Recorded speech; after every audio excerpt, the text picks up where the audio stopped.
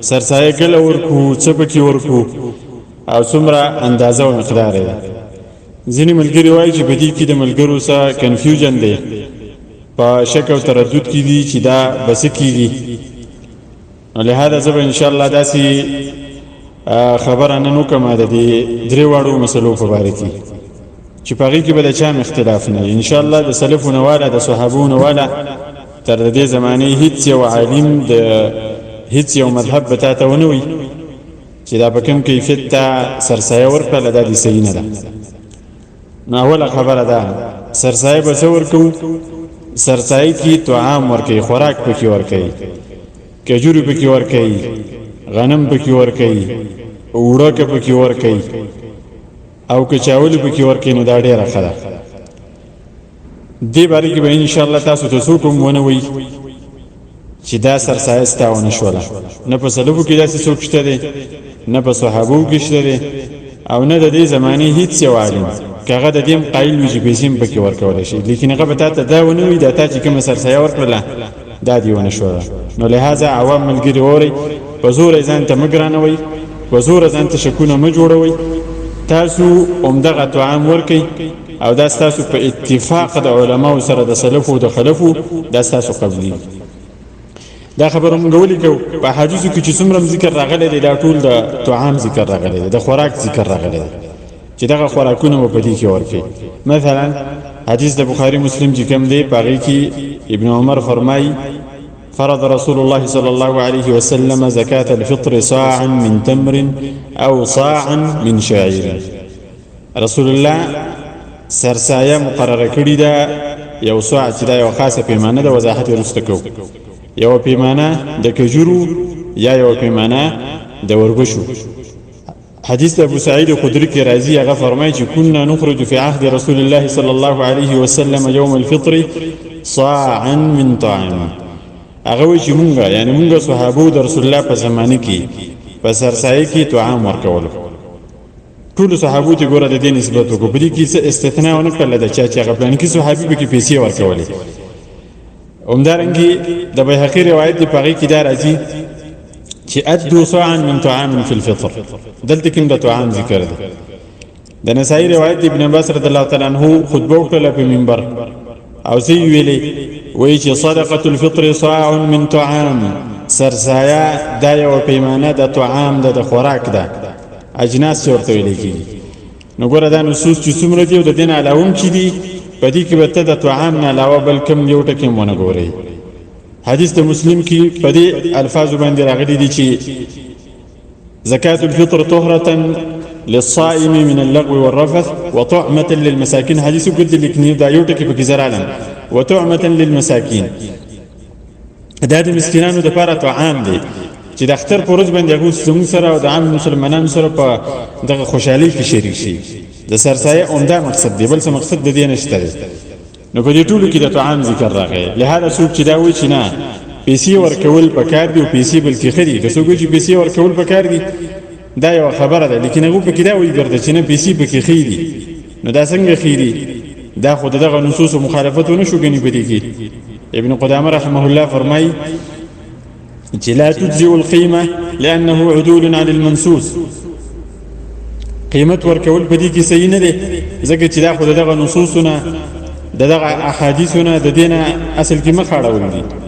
نو له هغه کې چرته ته پیسې پکې ورکې په دې کې د علماو اختلاف شته دی. ډېر علما داسې دي چې هغوی وایي چې دا دې نه صحیح کېږي او چې ته طعام ورکړې نو د چا هم پکې اختلاف نشته دی.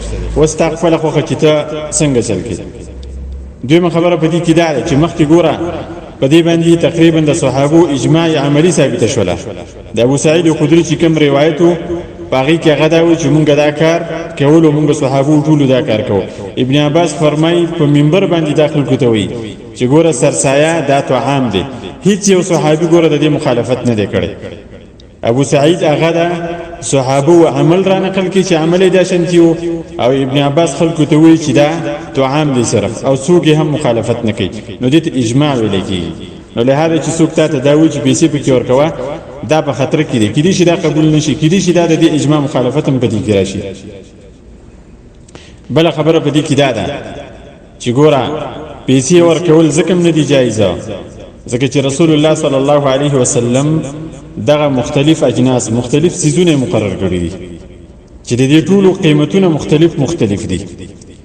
نو که چېرته قیمت ورکول هم پکې صحیح وي او دا په دې کې معتبر وي، نو بیا به رسول الله صلی الله علیه وسلم باید چې یو جنس مقرر کړی وي چې دا یو جنس دی او د دې چې څومره قیمت دی، بس دا قیمت تاسو په دې نور اجناسو کې بدی کې دا تاسو وچلوي باغی کی. دا چې رسول الله ویلي رسول الله مختلف ټول اجناس ذکر کړي چې د دې قیمتونه مختلف دي، نو د څه قیمت به ورکړي.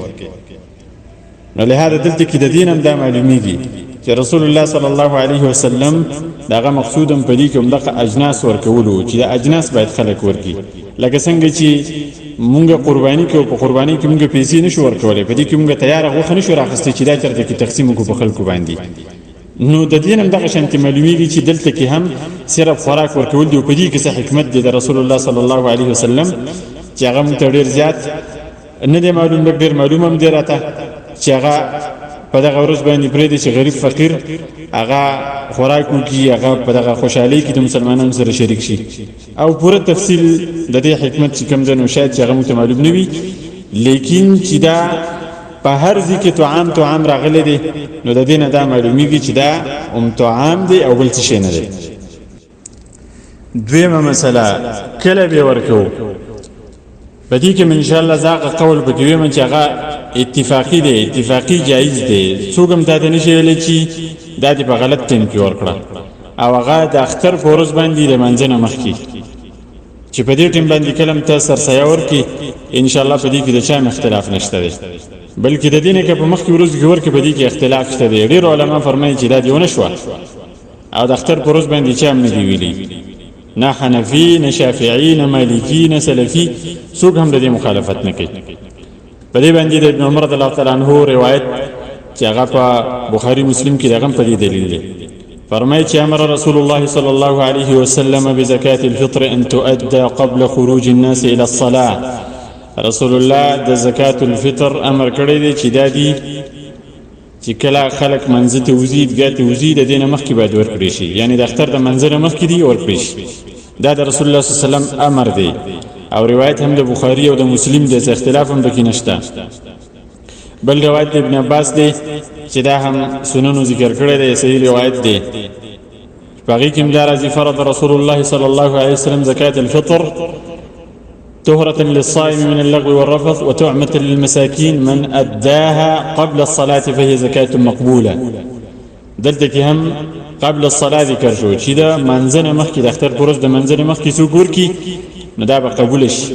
که د اختر منځنه لیک کړله نو بیا به دا عامه صدقه وي، دا به بیا سرسایه نشي، دغه فرض به بیا د ادا نشي. نو په دې کې هم د اختر د ورځ ذکر شو که تاسو ورته خیال وي.